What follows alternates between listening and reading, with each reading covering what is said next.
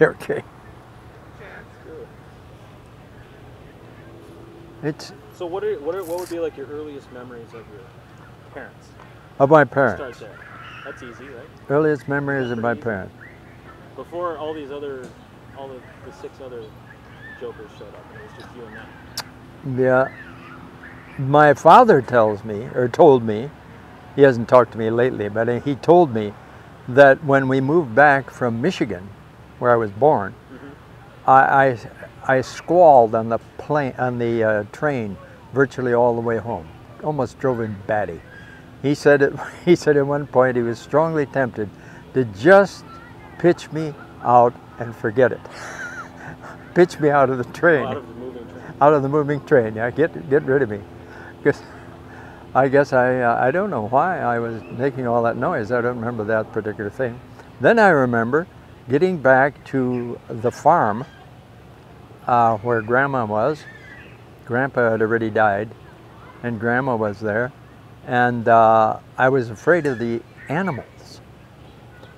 Yeah, I mean, I was a city kid. Young as I was still a city kid. I wasn't born on a farm, something like that. Instead of that, I'd hear, especially at night, you'd hear animals making noises from the nearby barn, presumably.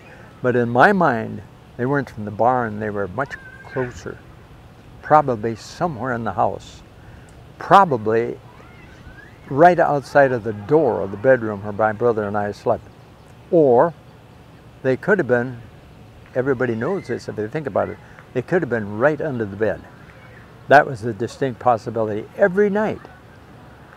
And it was terribly frightening when the sun went down and Mom said it's time to go to bed. And then there was no electricity in the house, so she'd take a lamp. And she'd light the lamp and then she'd hold it up high like this. And then the blade would flicker back and forth, creating distressing shadows on the walls as we went up the narrow stairway, all the way up. And just such a frightening thing. And then we'd finally get into what should have been safety, the bed. And she'd put the lamp down, and then the shadows would at least hold still for a while. And we'd get into bed, and she would pull this blanket up so we'd be safe. We thought everything would be all right. At least I thought maybe everything might be all right from now on. And then she spoiled it by adding this mystical element to the whole thing that really was frightening. She said, now we got to pray. And so she had us pray in unison, now I lay me down to sleep. I pray the Lord my soul, which was on the bottom of my shoe alongside of the bed, and I didn't understand what that had to do with what we were talking about. Why in the world would God want that thing on the bottom of my shoe? I never could figure that out. So the prayer went on.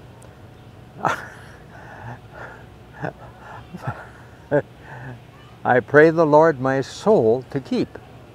Then the awful one, if I should die before I wake, I pray the Lord my soul to take. He didn't particularly want me, but he was just a fanatic about that thing on my shoe. But die. So then she'd take the lamp and walk out into the hall and down the steps and leave us in the blackness. Terrible. That was my first instruction in religion. Huh? I don't think people should teach little kids prayers like that. It's too frightening, for goodness sakes. Anyway, that's one of my first memories of the earliest days out there on the farm, listening to the grotesque sounds, and then capping off the evening with that horribly frightening thing called prayer. Woo! That's it. Now here's a little one. Hi, small person. Now who is that now? I get them all mixed up. Made him politically correct.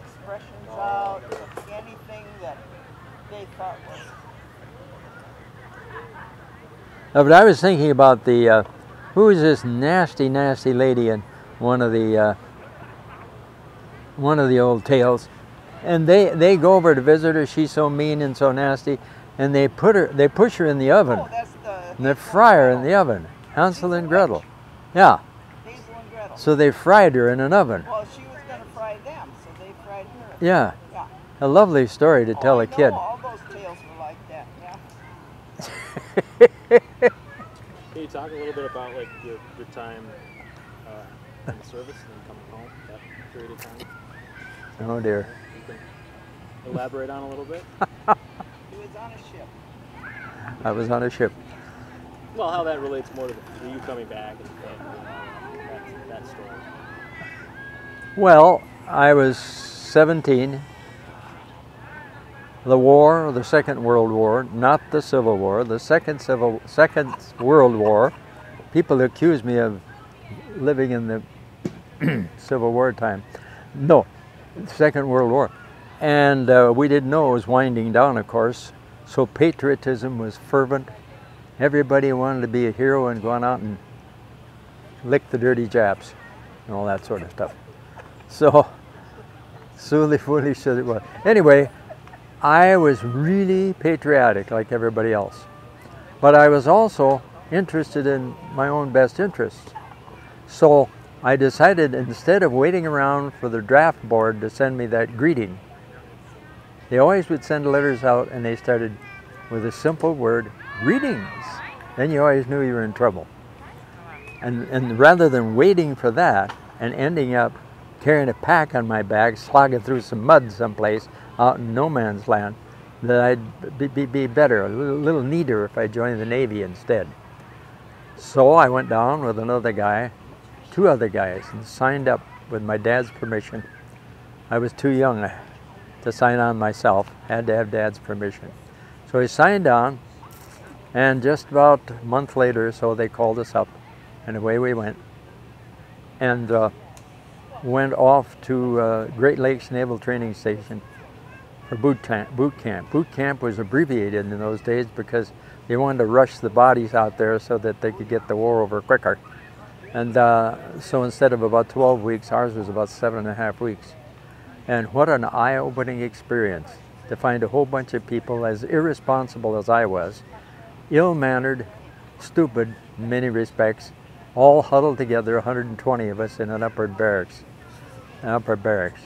And everything that really jolted me was the fact that I had to do exactly what everybody said. There were no shortcuts. Making your own bed, for example. Whoever made a bed? That's ridiculous. You didn't do that. Guys didn't do that. They got out of the house as fast as they could and let Mom take care of things like that.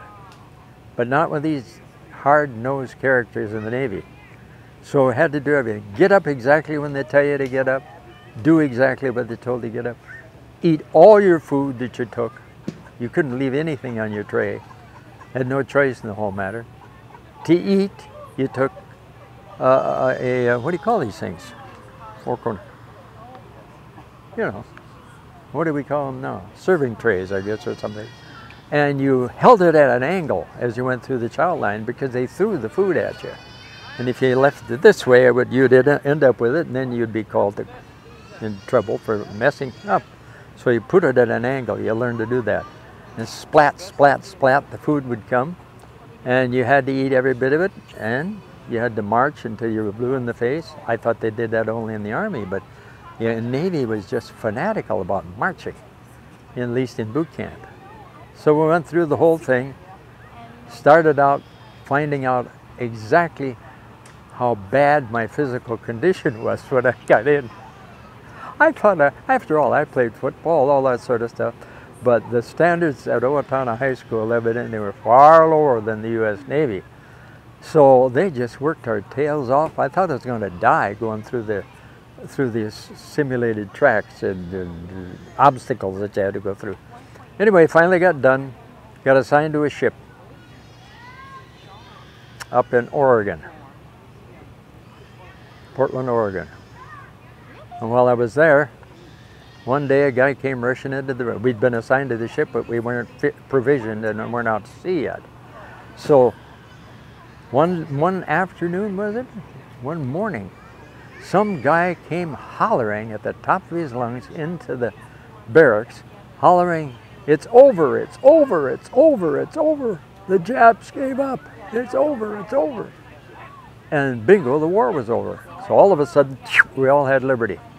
Went into town, and we were all heroes to the populace.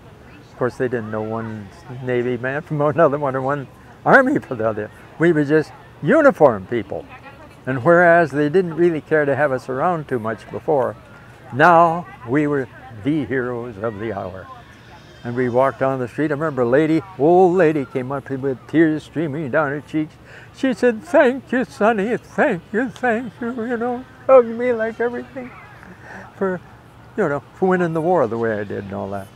And then that was interesting, but what was more interesting is when the good-looking girl would come and do it, you know, and give you the big squeeze, the big hug.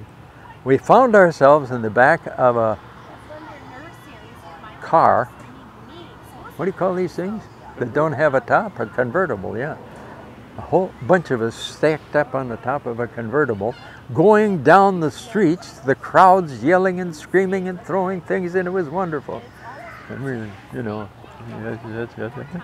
and I'd never seen the enemy. I never had a shot fired at me. I never saw anything of the war.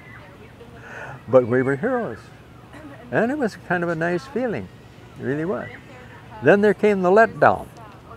That is, just because the war was over didn't mean you were going home. No, no. We had just begun our duties. That was a letdown. But anyway, true story. Yeah. Can you talk just, I don't know what's our time. Just keep doing it. Okay. Just talk about, we'll let you go in a second. Talk about just the interesting family dynamic, obviously the wide range in ages in the family between the 7 brothers and sisters. Do you have any thoughts about that? Well, Reflections about that? Yeah. Different points, you know, what well, that was like at different times? Yeah, well, here we were up here, and we were waiting for our first baby. And then just about the same time, the word came that my mother is having a baby. My mother is having a baby?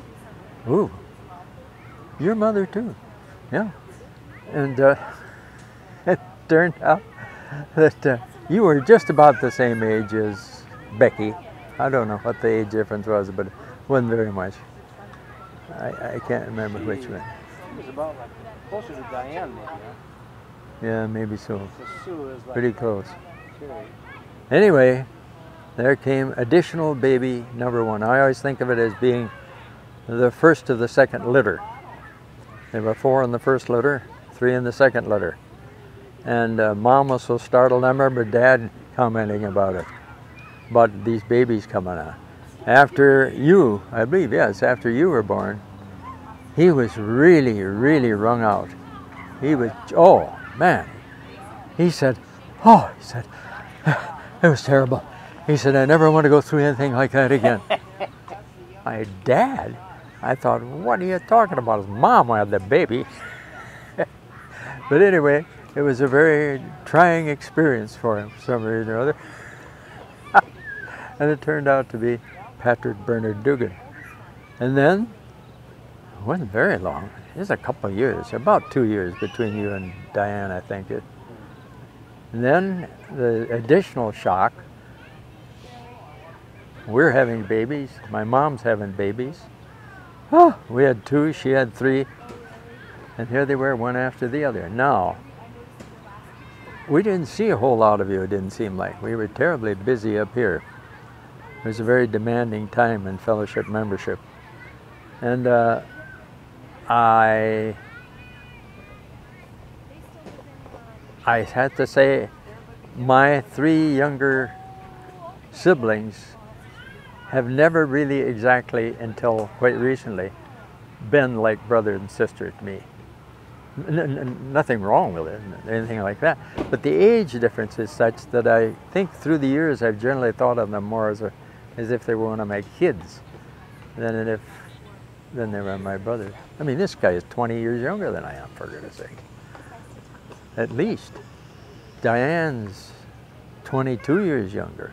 Terry is 24 and a half years younger, something like that, than I. So now that we've all grown up, we've gotten gray and wrinkled a bit, we all sort of seem like we're in the same generation. I suppose it's bound to be that way. But there you go. Anything about Flat Earth like Society? Stuff you thought way back when, stuff you thought was like, they'll never get better than this. Yeah, they'll never get better. Cars, for example. Oh my goodness! I saw a terraplane, Chrysler terraplane. It drove through the streets of quiet Owatonna one time, and I don't know who it belonged to, and I do know why it was driving and why it was driving so slowly, because it was showing off. The guy was just wanting the general population to see this thing. It was streamlined. That's what was so astonishing about it. There were no square corners like the other ones, not even slightly rounded. It was like that. That was it. That was all there was. The hood and the fenders and everything were all one. Just like that. And the front windshield was just slanted like that. Everything was smooth. Nobody could ever make a car like that. Again, surely the thing would, I thought when I saw it, well, it's kind of a novelty that will never have a future. I mean, nobody would. That's the ultimate car. That's it. When they reach that, what are they going to do after that? The only thing I could figure is I have to go back to square again, because they've done everything possible with the curves.